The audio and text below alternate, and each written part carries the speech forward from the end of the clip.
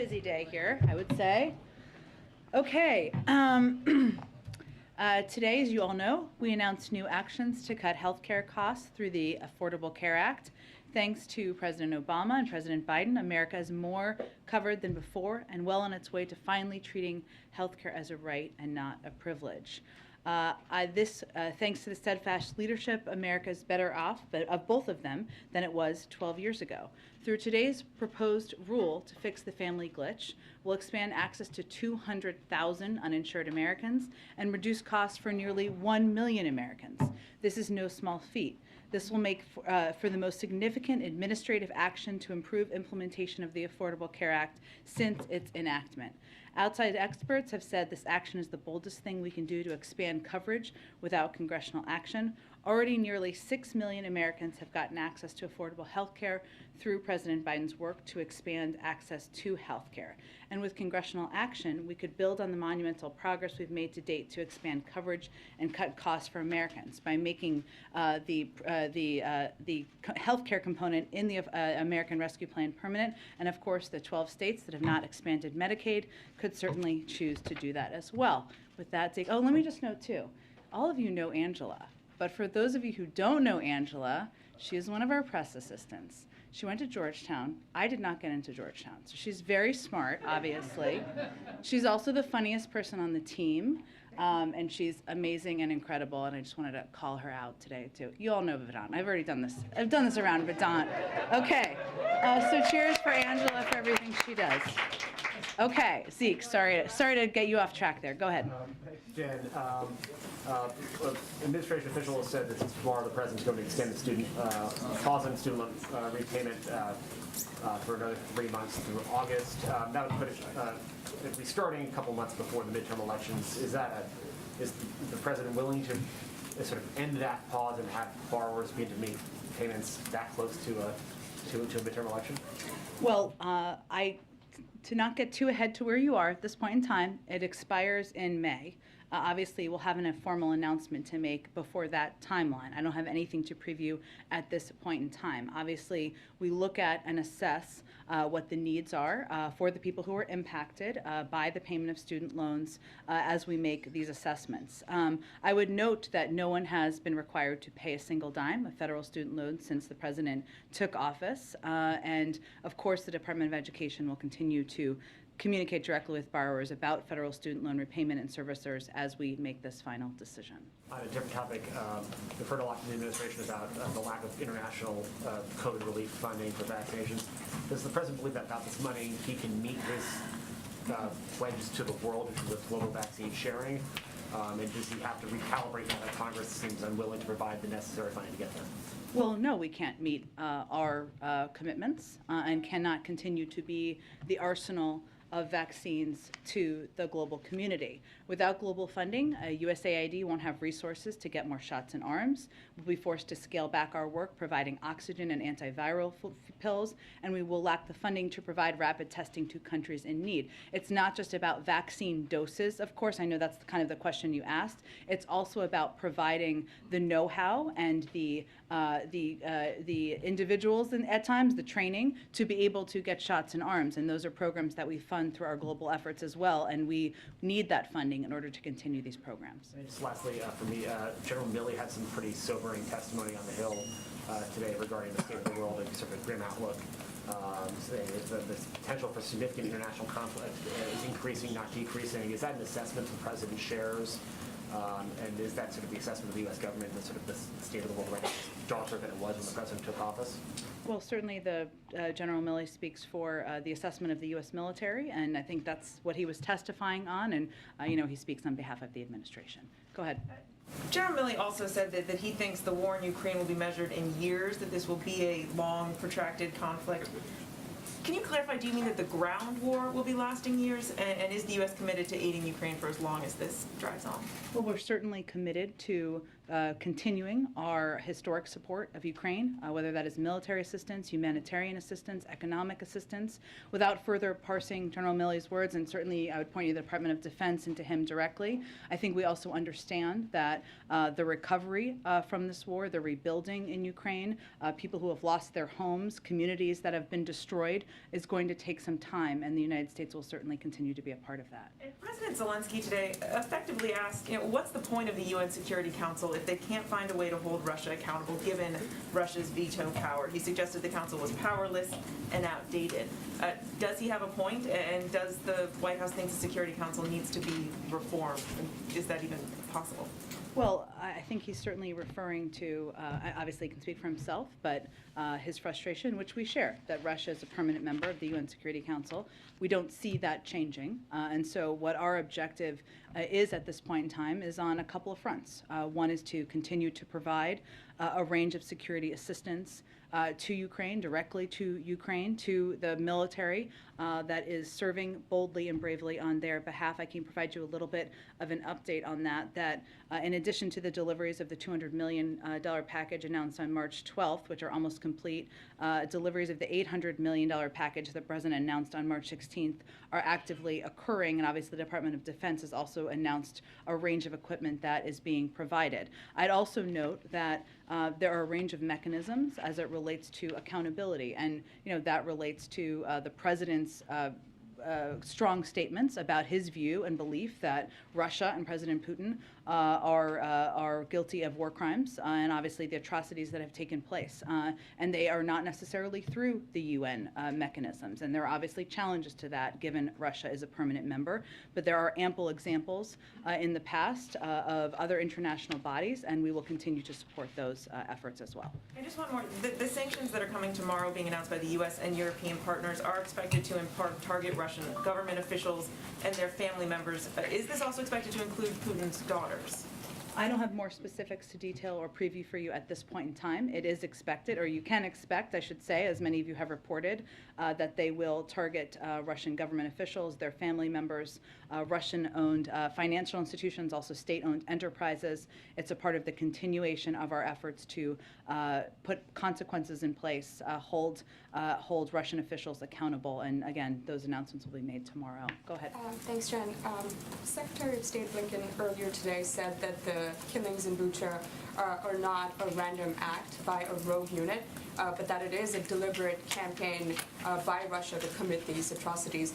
But he did not offer any evidence the U.S. has to back up this claim. I'm wondering if the White House can share any evidence to that effect. Well, I think what the Secretary was referring to is the fact that we have predicted and laid out very clearly the intention of President Putin and the Russian military to commit atrocities.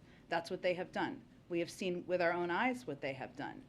That is consistent with, but a little different from a question about a process, which is a process that would take place through an international mechanism to have a review or have an investigation into war crimes. That is a process that we would certainly be supporting in a range of ways. But what he was speaking to is the fact that we had predicted it. What we predicted has unfortunately happened, and we've only seen potentially the tip of the iceberg because of where we have had access to. We have not have access to an expanse of the country where they have likely also committed atrocities.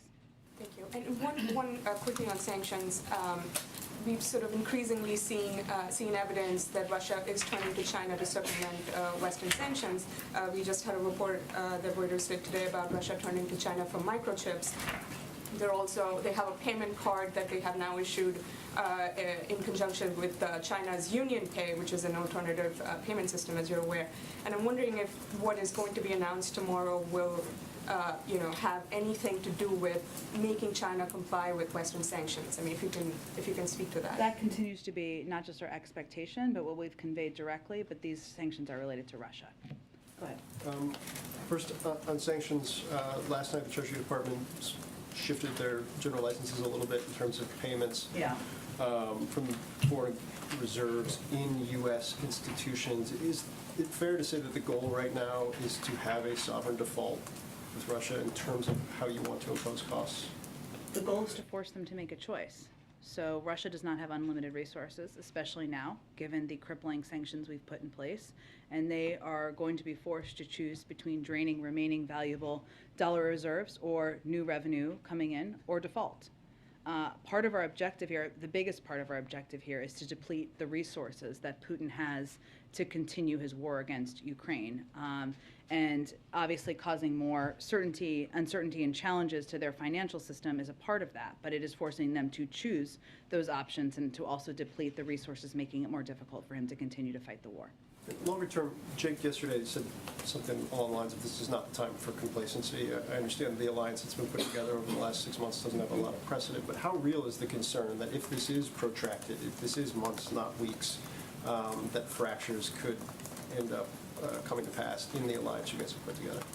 We have been very clear-eyed about that possibility from the beginning, which is why there has been so much effort on the diplomatic front to work at it, including obviously the president's trip to Europe.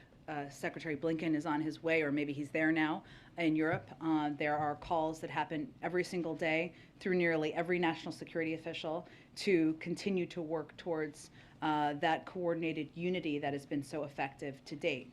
It is also true, though, that unity does not mean identical, and as we're looking at the consequences people are putting in place, the actions they're taking, our expectation is not that it is identical. It is just our effort to do everything we can to make sure it's coordinated and as unified as it possibly can be. And then last one real quick. I think you addressed it yesterday, so I apologize. But when you talk about the bridge from the SPR perspective, is it a bridge to, you believe the domestic industry will be able to fill that gap within the next 6 months? Or is it a bridge to domestic plus Canada plus the Middle East? How are you guys seeing what that is a bridge to in terms of production? A combination, I would say, Phil. As you know, the oil market is a global market, and we certainly understand and have seen that obviously the actions of President Putin has led to an increase in gas prices, not just here in the United States, but in other countries in the world. We also know that as other countries make decisions about energy sanctions, that could have an impact on the amount of supply in the marketplace. So we are taking steps that obviously a historic release from the Strategic Petroleum Reserve over the next 6 months to hopefully give a bridge to increased domestic production, to your point, which we know could take a little bit of time. But also during that time, we're also working with other countries around the world. You saw the announcement many of them made last week about their increased releases, but also to see what they can do to increase their supply into the marketplace as we're filling that gap. Go ahead, Bucha. Jen. Today, Secretary Blinken also said that the U.S. was continuing to gather evidence and will continue to support Ukraine, the UN Human Rights Council, as it relates to a possible war crime trial. I know yesterday Jake said the U.S. was looking at a variety of mechanisms, but since the U.S. is not party to the ICC, other than a supportive role, what can it do to facilitate a trial? Well, let me give you an update on where we are, and I would also let me first point to the fact that historically we have provided evidence to the ICC even though we are not a party member. So if you look back in 2004, the State Department collected evidence indicating that the Sudanese military and militias were committing specific acts of violence against members of non-Arab groups in Darfur, and the Secretary of State at the time, Colin Powell, determined that what was happening was a genocide, and we worked with the ICC and the UN Security Council to hold accountable. So I would just note there is historic reference. Now also, as you're thinking about the timeline of this, the historic reference for that is also important because that was 2004 and it is just starting now. So it takes time. Now, it doesn't always take that amount of time, but just, as you're looking at the history here. But right now, there are a number of efforts already underway to hold any Russians accountable for atrocities and war crimes. Over the past few weeks, we established investigations through the UN Human Rights Council and the OSCE of possible violations by Russia. We're also supporting the work of the War Crimes Unit under the Office of the Ukrainian Prosecutor General and a team of international prosecutors who are working with them, and also supporting Ukraine's authorities and civil society organizations who are working on the ground to document atrocity crimes for prosecution. And we also welcome the investigation opened by the ICC prosecutor, in particular his focus on preserving evidence of possible atrocity crimes. And as you noted, Jake outlined the specific ways that we can help in those efforts, including through intelligence sources and gathering and sharing that with our partners, including helping Ukrainians and what they're doing on the ground to develop their case, third is working through international organizations. And the fourth, as he noted yesterday, is all of you and the range of important reporting and sharing of images and information gathering that's happening out there. But those are the different options and different mechanisms we're working through now, but it has not yet been determined what the international mechanism is. And you mentioned that's going to take a lot of time. It seems that you've also indicated that every sanctions package is not meant to be an on and off switch to stop Putin, that will also take time.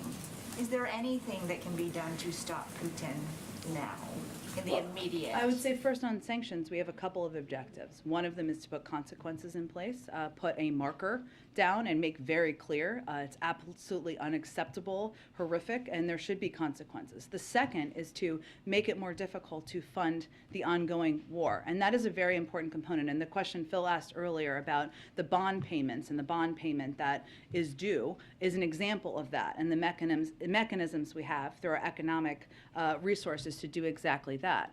And the third is to make clear and make it evident to President Putin and Russian leadership and the world that he is a pariah and now is and will be held accountable and treated in that way on the global stage.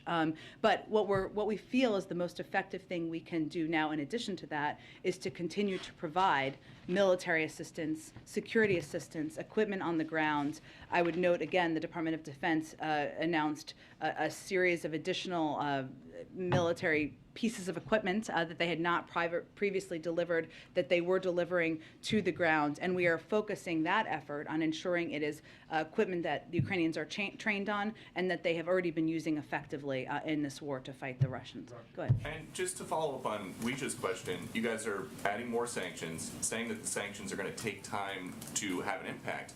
How much time do you guys think that these innocent Ukrainians have? Well, I think what's important to note here is sanctions are just one component of the tools that we have at our disposal. What we are doing, and we're already seeing effectively happen, is the financial system in Russia is near the brink of collapse. I mean, they're projecting 15% inflation, a contraction of 15% in their economy. Private sector businesses are pulling out of the country. It is more and more difficult for President Putin to fund this war every single day. That has an impact. But what we're also doing is providing a historic amount of military and security assistance, which is what they've been using effectively over the last few weeks to fight this war and push back the Russians. But do you guys assess that anything you've done so far has prevented a war crime from happening? Well, Peter, I would say that everything we're doing to date is to support the Ukrainians in this war and in this effort. And that is something the president's proud of, we are proud of, including rallying and leading the global community in standing up against Russia. Okay, on another topic, a lot of stories about Hunter Biden surfacing this week. So to ensure the independence of the investigation, would the president support the appointment of a special counsel? Well, first, the president has never had a conversation with the Department of Justice about any investigations into any member of his family. He said that during the campaign, and he will continue to abide by that. So I'd point you to the Department of Justice for any additional steps they would take. They would make those decisions independently. Is there any concern that they're not going to be necessarily seen as being able to make the decisions independently if the White House Chief of Staff is out saying that the president is confident his son did not break the law? Well, that's something the president has said, and certainly we would echo. But in the same answer to that question, Peter, during an interview this week on ABC, Ron Klain also said the Justice Department is independent and they will make their own decisions. And the president has said that he never spoke to his son about his overseas business dealings. Is that still the case? Yes. Go ahead. So tomorrow you're going to announce, the White House is going to announce new sanctions. The administration will do sanctions on Russia in some form. Should we view those sanctions as a response to Bucha, or how should we view those when they're announced? Well, unfortunately, the photos, the horrific photos we've seen from Bucha are not the first violation of war crimes or atrocities that we've seen take place on the ground. So in part, yes, but they have been in the works and part of our process of putting in place consequences. Which is to say there may be more. Should we anticipate more in terms of reaction to Bucha? This wouldn't be it in isolation. Correct. We are continuing to assess and make decisions about additional consequences and steps we can put in place. So given these awful videos and pictures we're seeing of the atrocities that took place in Bucha right now, is the U.S. policy still one of no regime change in Russia? And if so, why should someone like Vladimir Putin be viewed by the U.S. as someone who should be allowed to stay in power? Well, I think our policy is, no, we are not calling for regime change, and that has not been our policy and continues not to be our policy. But again, Peter, our view is that he is a war criminal, and he is somebody who should be looked at by the international system who evaluates war crimes. I guess the question people say, then why not? If he's a war criminal, why should he be allowed to stay in power?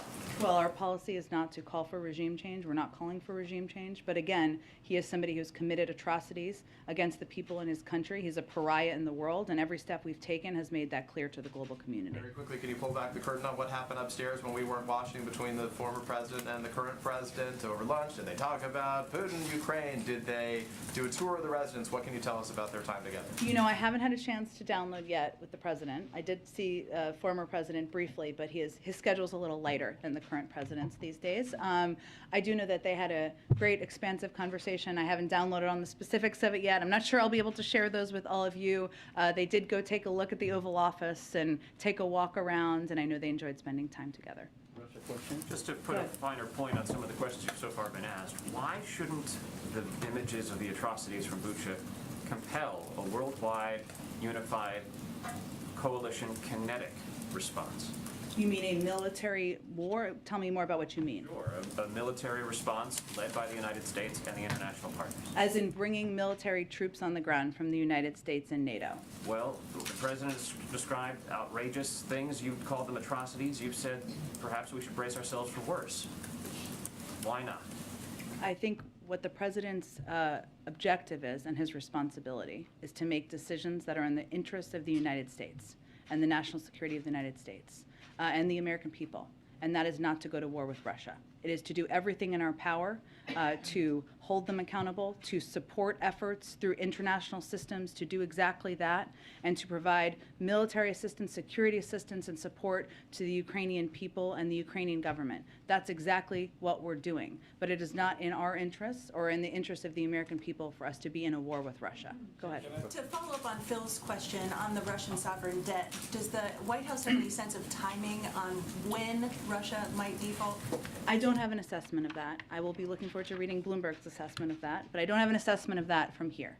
It depends in part on what decisions they make. On what decisions Russia make? Okay. And then on the Federal Reserve search, Yeah. is the White House still searching for a nominee to replace Sarah Bloom Raskin? And when are you expecting to make an announcement on that nomination? My understanding of the process is it's ongoing. I don't have an update on the timeline of when that would be concluded. Sure, go ahead. Question on sanctions, the Sure. new ones that you're going to announce Yeah. this week. Is there anything you can tell us about them? And just to follow up, if China and Brazil and India and the Middle East are not participating, how effective can they be? Well, tomorrow what we're going to announce is what I can tell you, and it may not be fully satisfying, but let me do my best. In coordination with the G7 and the EU, an additional sweeping package of sanctions measures that will impose costs on Russia, send it further down the road of economic, financial, and technological isolation. This will include a ban on all new investment in Russia, and increased sanctions on financial institutions and state-owned enterprises in Russia, and sanctions on Russian government officials and their family members. These measures will degrade key instruments of Russian state power, impose acute and immediate economic harm on Russia, and hold accountable the Russian kleptocracy that funds and supports Putin's war. So this is going to be done in coordination with others, and the steps will be targeting, as I just noted, obviously family members, Russian government officials, and other state-owned enterprises and financial institutions. Some pretty big economies that are not participating. Again, I think what we're doing is we're working to rally the world and taking steps to hold Russia accountable. It does not mean they're identical. It doesn't mean they'll all happen on the exact same timeline, but that is what we're continuing to work to do from here. I'm asking about the countries that are absolutely not participating in sanctions, like China and Brazil and India. I understand what you're asking. What I'm conveying is that we are also coordinating with the G7 and the EU, which is about 50% of the global economy, which is still a significant unified entity in holding Russia accountable. And in our conversations, obviously, we had our Deputy National Security Advisor traveled to India recently to convey the implementation of our own sanctions, and our expectation is not only that other countries will abide by, but that they will also be a constructive part of holding Russia accountable. Go ahead. Thank you so much. Just a question to see if you have any reaction to Viktor Orban's victory and what kind of message that may send to allies in Europe. Let me check with our national security team. I'm sure we can get you a direct reaction to it. And then I just wanted to ask on COVID, if the president is seeing any sort of having any new restrictions, or if there are any new procedures that are in place, just given there have been a number of staff at the White House who have COVID, there have been a number of reporters who have COVID, many of them were mixing this weekend at a dinner. Which she did not attend, but. She did not attend. But is there any sort of additional heightened concern, just given this moment and the fact that a lot of people in town seem to be getting it? Well, we know that BA2, which is the dominant variant, is a very transmissible variant. And so we've obviously been watching that closely. And certainly we knew that, as it has been the case in the broader population, including among the media, but also among staff, that means that there will be people who get COVID, who are fully vaccinated and have been boosted, especially in the White House, and I think with most members of the media as well. So fortunately, what we're seeing is largely mild symptoms. But what we do, the policies we do here, which we have not changed, but they are more stringent than the CDC. So just to reiterate for all of you, our policy is that all executive office of the president employees surrounding the president are on a regular testing schedule to screen for COVID on campus. That is a step beyond CDC guidance. If you're going to see the president, you will be tested that day, even if you're not traveling with him, just if you're going to see him for a meeting. The president's doctor will continue to determine if additional testing is needed on any given week in light of various considerations. For example, because of the travel from a couple of weeks ago, he was tested in addition to his regular cadence after he came back. And importantly, as I noted, everyone going to a meeting with one of any of the 4 principals is obviously tested. In addition, for those employees who test positive, and I can confirm this 2 times over, they are required to isolate in alignment with CDC guidance, must test negative before returning to work. That's a step beyond what CDC recommends. And if they test negative under 10 days, they are required to wear a mask for that period of time as well. And meetings with the president are often socially distanced in many circumstances as an additional precaution, even as people are tested. So there are a range of steps. My point is, I'm sorry, that was a lot of a list, but is that we take a range of steps. We have been taking a range of steps that are meant to put an extra layer on in protecting the 4 principles, and given it is the White House. Is there any thought to having the president take any medication prophylactically in case that he is in contact with somebody with COVID? Not that I'm aware of. I don't even know what that would be, but not that I am aware of. There are medications. He obviously he relies on the advice of his doctor, but not that I'm aware of. Go ahead. Yeah, thanks, Jen. Senators Romney and Murkowski yesterday announced their support plans to vote to confirm Judge Jackson later this week or perhaps next week. Hopefully this week, because they're going on recess. Yeah. Good point. Or don't tell senators you said that. No, that was a mix-up right there. But what is your reaction to what you heard from Senators Romney and Murkowski there? And it looks likely that she will get 3 Republican votes in support. Is the White House believe that that's a strong showing of bipartisan support for her? Or, the fact that 47 Republicans appear likely to vote against her, are you displeased with the lack of support of Republicans?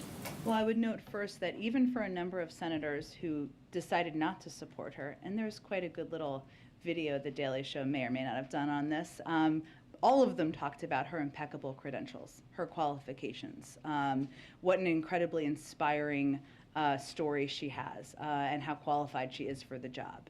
I would say we've believed from the beginning that her record, her impeccable credentials warranted bipartisan support. And that is exactly what she is going to get in her confirmation, thanks to those individuals and one more that had previously announced their support. So we're certainly encouraged by that.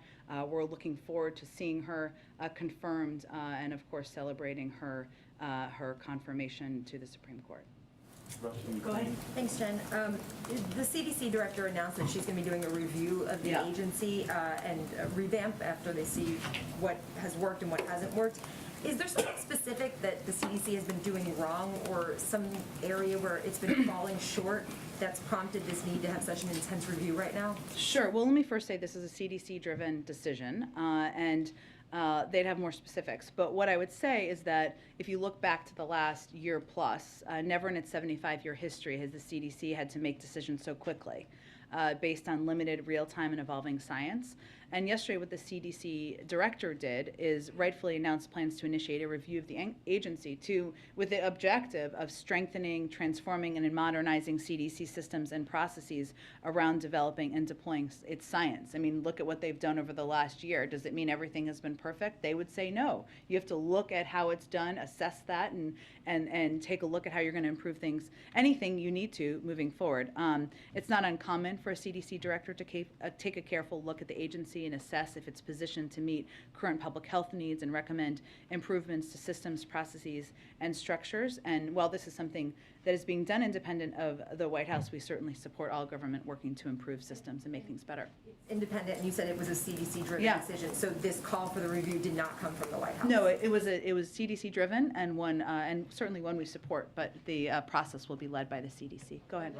Jen, Senate Republicans are calling for an amendment on Title 42 to be attached to the COVID relief funding bill.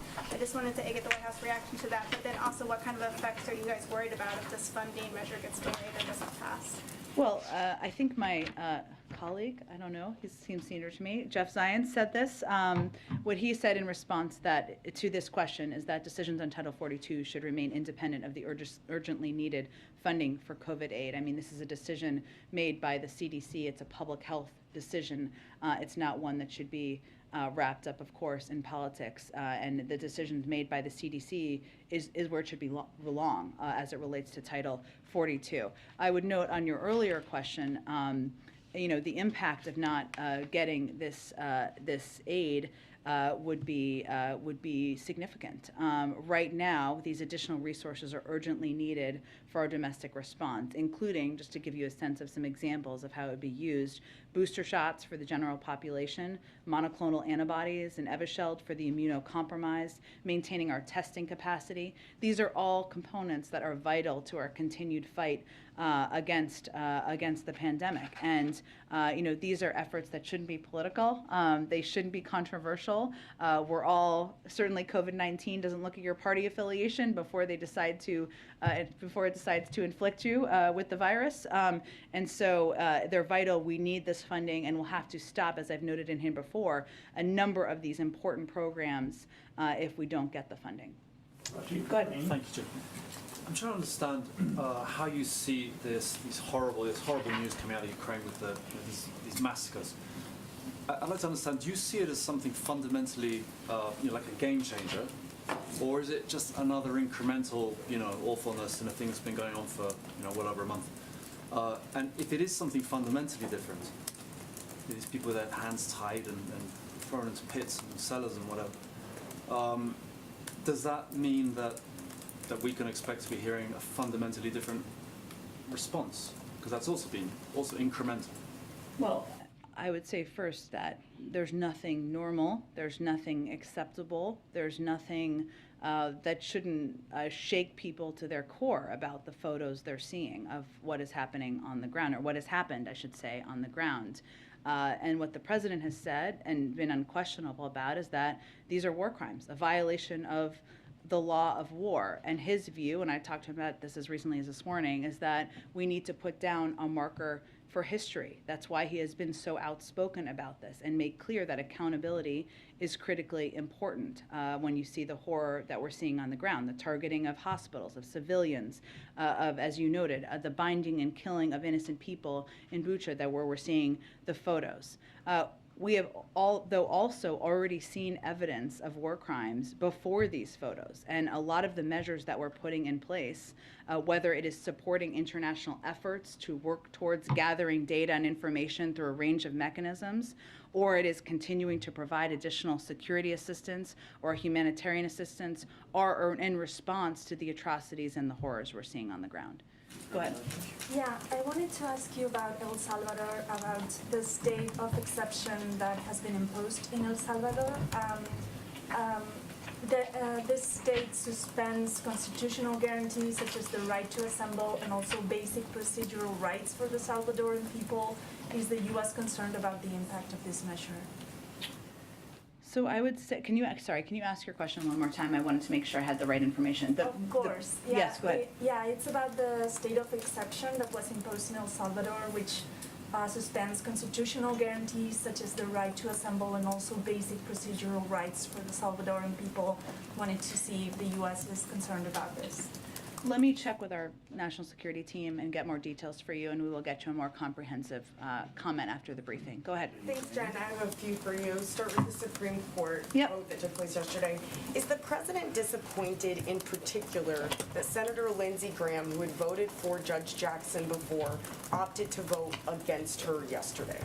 The president is looking forward to Judge Jackson getting confirmed, and I would say, as I said, echo what I said yesterday, which is this is a question best posed to Senator Lindsey Graham. What exactly has changed since he voted to support her just recently, relatively recently? She has the exact same credentials, exact same qualifications. So no, I wouldn't say the president's spending a lot of time thinking about it, but I would say it's a good question to pose to Senator Graham. Topic. I won't get into all of the president's polling, but I did want to ask you if you see the expected confirmation of Judge Jackson as a turning point in his presidency. I would say, without getting into the politics of it, the president committed to nominate a African-American woman to serve on the Supreme Court if there was an opening. We are on the verge of that woman getting confirmed to the Supreme Court. This is a moment, even with everything going on in the world, to celebrate history, to celebrate this incredible woman who has impeccable credentials, who is about to serve on the Supreme Court. And so certainly we're going to take a moment to appreciate that and value that. And I think a lot of people in this country will too. I can't make a prediction on what that will mean for polls, and it's really not about that for us. Jen, President Obama, former President Obama, did seem to get into the politics of it today when he was talking about his own re-election battle and seemed to be delivering somewhat of a pep talk for Democrats facing potentially tough re-election battles in the midterms this year. Is that a message that the White House wanted him to come here and deliver today? Well, having worked for the former president for some time and the newer president for some time as well, here's what I heard him talking about. The fact that in Washington, when you're pushing for getting the right thing done, and he was talking about the Affordable Care Act, it means sometimes overcoming skepticism, Republican obstruction, even division within your own party, political challenges, countless headlines saying your agenda is dead, and still fighting to get it done. Sounds pretty similar to what we're working on today. That's not about the midterms. That's about why you're in government and making government work for people, and why it's important to continue to do, even when everybody says it's not possible. And that was the message I think he was delivering today. Go ahead. Thank you, Jen. I have two questions on Ukraine. Prime Minister Justin Trudeau said last week that he does not want President Putin to attend the G20 meetings, and he has reached out to Indonesian President Joko Widodo, who is the host of this year's meetings. So does President Biden have plans to also do the same, to reach out personally to the Indonesian president? And can you just share anything on the diplomatic front in terms of trying to get Russia out of the G20 meetings or get Ukraine in as an observer? Sure. I don't have any update on that. I'm happy to see if we have any update from our front. And then just a follow-up on a different note on Ukraine. China today urged the UN Security Council to verify and not to resort to unfounded conclusions on Bucha. And meanwhile, Chinese media is also repeating Russia's narrative that what's happened in Bucha is fake news. Can we get a White House reaction on that? I would just say if you're repeating the propaganda of the Russian government and President Putin, you're on the wrong side of history. Thank you, Jen. Last week, a senior Treasury official briefed that the sanctions on Russia were originally intended to deter, but now the point of the sanctions is intended to debilitate and impair the war effort. Can you elaborate any change in messaging around the sanctions and their intended purpose and how that's changed? Sure. Well, look, I think the way we always saw it from the beginning is that the threat of sanctions, your hope is that there is a deterrence effect. That has been played out in history, that there has been a deterrence effect at times. That is not a sure thing or 100%. But if it reduces or if it makes a leader potentially think about what horrific actions they're going to take, then they're worth that threat of sanctions. Never has it been the case that the putting sanctions in place is effective deterrent. The threat of them has been an effective deterrent. Obviously, the war has commenced, right? And sanctions have always had the purpose of putting in place consequences. So right now, those consequences also include making it very difficult for President Putin to fund the war, which, as you know, includes steps like the step taken by the Department of Treasury yesterday, where they're going to be forced, because they don't have unlimited resources, to make choices about how they're going to spend the resources they have. How would you describe these latest rounds of sanctions? Because the administration was very clear in the beginning that if the invasion happened, that it would bring forth everything but the kitchen sink. So the sanctions that we're seeing rolled out now, how would you describe them? Are they simply incremental at this point? Well, they've all been building on each other. The Russian economy is on the brink of collapse. The inflation is skyrocketing at 15%. The detraction or the constriction of the economy there is also projecting to decrease by 15%. Private sector businesses are not investing in Russia, and President Putin is a pariah. This has all been the result of a coordinated global effort to put in place economic and financial consequences that are having a incredible effect. In addition, we have made it much more difficult because of export controls and other limitations on the type of materials that President Putin and the Russians can purchase to build the technological systems and capacities to fight wars in addition to funding wars. And those are all components that have been the result of the efforts to date. Go ahead. And I wanted to ask about your long COVID announcement earlier today. The criticism that's come from lawmakers has been that it's going to take a long time to collect data and studies on long COVID. Can you talk about how this memo helps people that are living with that now? I think this is an effort to acknowledge that this is something that many people in this country are suffering from and dealing with. And unfortunately, science moves at the pace of science, and it is acknowledgement of that and a commitment by the U.S. government to take steps to look at it more closely and see what more we can do to help address it and help people who have been suffering. Go ahead. I also wanted to ask about refugees. I had asked yesterday about the 100,000 number. You were talking about how the administration's response has been geared toward refugees staying in nearby countries.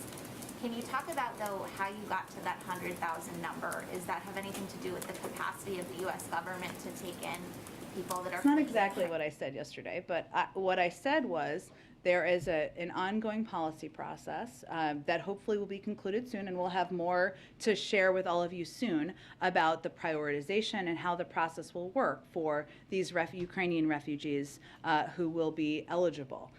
In terms of the number, this is an effort by the President and the United States to welcome through an expedited process and a different process that we'll have more details on soon, Ukrainian refugees into the United States, even as we know factually that the vast majority of them will want to and have expressed an interest in staying in countries nearby. So it is just an effort to make clear our willingness and openness to doing that.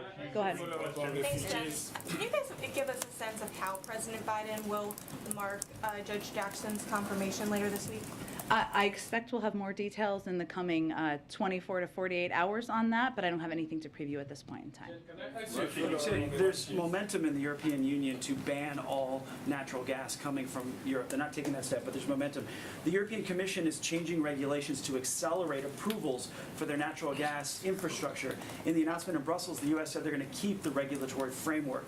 So how is the U.S. going to continually support enough natural gas should Europe cut off the Russian flow in order to long-term to help our European neighbors? Well, there are steps we've already taken in preparation that we will build on, and we will continue to explore ways to ensure that European countries are not as reliant as they have been on Russia for natural gas and for a range of energy resources. One of the steps we've taken successfully, which we will continue to build on, is to tap into countries in Asia who have excess LNG capacity to provide that to Europe. That is something we've already done to date, and we will continue to explore. We've been working on this for months in anticipation of a potential shortage or potential needs in Europe. How about infrastructure projects in the U.S., though, to help expand them, facilitate them, go forward? Tell me more about what you mean exactly. Well, I mean, Senator Capito. To increase capacity, LNG capacity? Yes. I can check with our team and see if there's anything to preview on that anymore. Go ahead, George. Yeah, there was a recent poll that showed more people think jobs were lost in the last year than think jobs were gained. Why is that, and is there anything that you can do to change that perception? Well, I saw that poll, or saw that data. What I can tell you, what we can do from here is share the facts. And I know all of you are working to share facts as well, even as you ask us tough questions and hold us accountable and to account as well. We know the fact is that the president created more jobs last year than any year in American history. That is a very simple fact that I probably cannot say enough from here, and our allies and partners cannot say enough out there in the country, and we will just have to continue to work at it. Why is the belief out there, though? I can't make a clear assessment of that, George. You know, I know that obviously people across the country, we know, and we see this in data and polling, are still feeling the impact of COVID. Their lives are not entirely back to normal. They're seeing some restrictions to their daily living, which is frustrating. Obviously, the impact of the cost of items, whether it's the price of gas, that has a range of factors that have led to it, specifically the invasion of Ukraine most recently. Those impact how people feel. We see that in consumer confidence. So I can't assess what is in the brain of every American, but I can tell you what the facts are and tell you that we also recognize that there are areas, including bringing down costs, we'll continue to work at it. Ebony, go ahead. Thank you. Two quick questions. One, the president's talking about Congress passing more money for COVID relief, but what's the president's reaction to more cities taking COVID relief money and putting it towards policing in excessive amounts, specifically even like in DeKalb County where $500,000 was spent on aerial drones? I mean, is the president thinking that's a bit of an abuse of funds? Is he okay with that kind of spending? I haven't seen that report. I'd have to look into that specifically more. I mean, there's state and local funding that has gone out through the American Rescue Plan where there is flexibility in there, including to support state and local governments. I don't know if that is what it is being used for, but I'm happy to check into the more specific reports. Yep. My last question. I wanted to ask this a couple of weeks ago, but I wanted to go back to Haiti very quickly to get the president's response. Patrol agents that were seen whipping Haitian migrants were not charged and held accountable for actions. Even the president early on talked about how it was outrageous. What's his reaction to that response and to those who saw this horrific video go viral and then at the end of the day, nothing happens, there's no accountability? Well, there was an investigation by the Department of Homeland Security, so I'd have you point you to them for any further comment on it. Go ahead. Thank you. 2 weeks ago, the president warned the American people and owners and operators of critical infrastructure that Russian cyber attacks were, quote, coming. And he urged those owners and operators to harden their cyber defenses. Is there any update or intelligence update that you can give to the American people and critical infrastructure operators about this pretty urgent warning that came recently? Well, I don't have any additional intelligence to update you on from here, but the reason we did that at the time is because there are steps we can take from the federal government, but there is also steps that private sector companies can and need to take in order to protect themselves. Those don't typically happen overnight, so we wanted to ensure they understood that these threats are real, that it was urgent that they take these steps, but I don't have anything in addition to predict about next steps or intelligence. Any work that the officials have done with these owners and operators that you can talk about? There is ongoing work that our cyber team has been doing from the beginning of the administration, working closely with the private sector. That's been a huge priority for the president, the recognition that it needs to be a partnership. And one of the reasons we go out publicly as we do is because even as and that was actually on the heels of when Ann Neuberger came here, it was on the heels of a briefing she had done with larger institutions to talk about this. We also recognize, though, that cyber attacks can impact smaller institutions, medium-sized institutions, and institutions that need to know that there are easy steps they can take to two-factor authentication, passwords, not clicking on mysterious links that can also help protect themselves. So that's why we went out publicly to spread the message broadly. Thank you so much, everyone.